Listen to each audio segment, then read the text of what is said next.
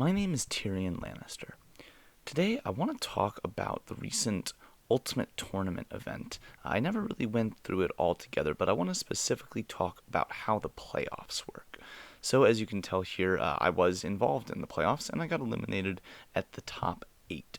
So as most people understand about this event, the way that it works is basically you create 3 different formations, you have one on attack, one on defense, and then you'll use those to basically do a training ground style event where you challenge people, and if you beat them, you go up in rank. If you lose, you go down in rank. And instead of it just being a straight trading of positions, you kind of gain points, and that determines your final rank. So, just to really quickly start, at the end of the season, you'll have the top 16 people get put into a bracket for the playoffs. And as you can see, it is based on their current points. I was at about 2,200, and so I got 10th in our group. This was in the Bronze League, so it was just K69 and K70, and basically anyone in those could be eligible and could compete. Okay, so with that, let's look at what happened in the playoffs. Actually, I'm not able to see silver. Okay, so if we look at the competition, what happens is you get this bracket of 16, and you're paired with someone else. So for our first round, we had Slevin versus Iraq.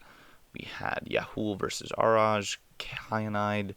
I'm not going to try to say all these names, but you get the idea. My match was against a member of NEI, who's one of our neighboring alliances, and we had our match. The way that this works is that basically it'll happen at 1400 GMT was the time for our match. I think all of them actually happened then.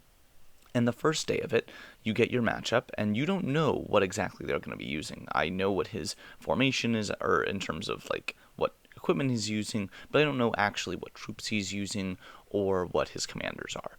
So if you click here, you can see the result of that match. We faced off here, and I won each of our 3 rounds. So as I said before, you set each of the 3 lineups, and you kind of lock that in. And up to an hour before the match starts, you can no longer make any changes. So it's locked in, can't change it anymore, and that is what your lineup is going to be.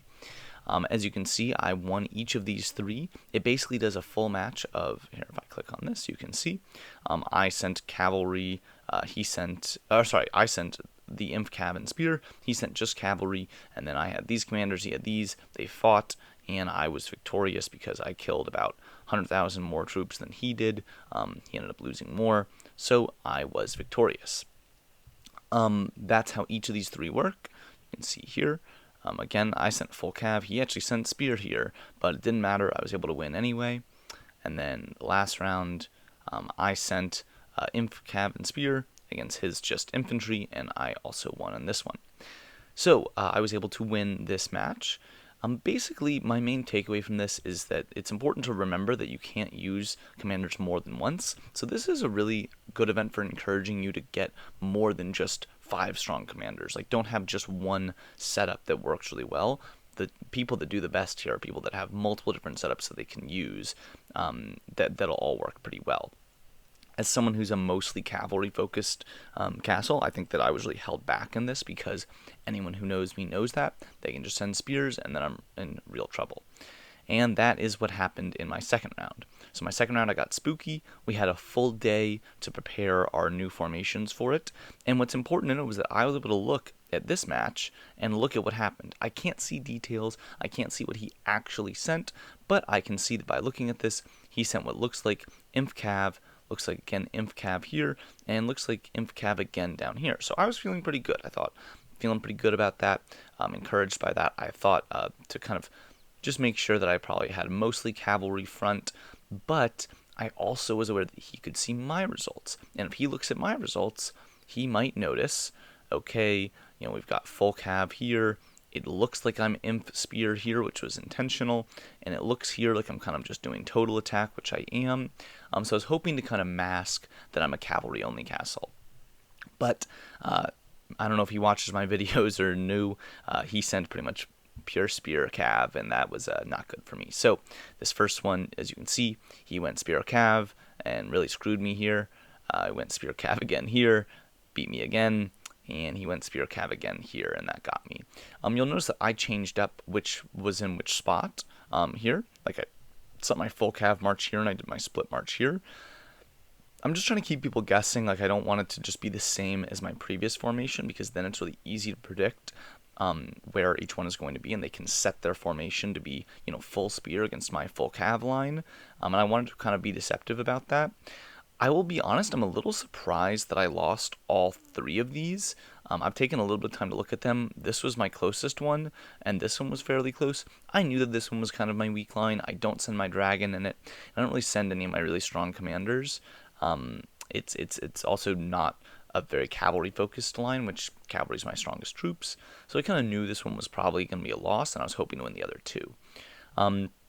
Taking some time to look at these, I'm still a little surprised that I lost as badly as I did. My stats were pretty comparable to his in a lot of ways, but it is what it is.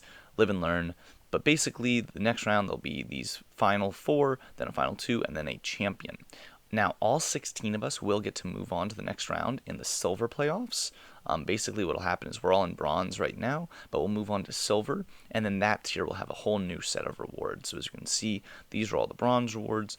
Once you go to silver, we do get improved rewards. So you do get basically all of the best rewards you would have gotten in bronze, but now the addition of these epic general tokens. So I'm looking forward to moving on to silver. Definitely should be very interesting. I think that basically the very top people are all going to be in gold, and then they'll be in diamond after that. But for now, I'm pretty happy to have made it to silver, and we'll see how I do then. But hope you guys learned a thing or two about this event and what it looks like as the someone in the playoffs, and what that's going to be once you do get to the playoffs, which I hope all of you do. Until next time, though, my name is TyrionLanstr, so I'll see you then.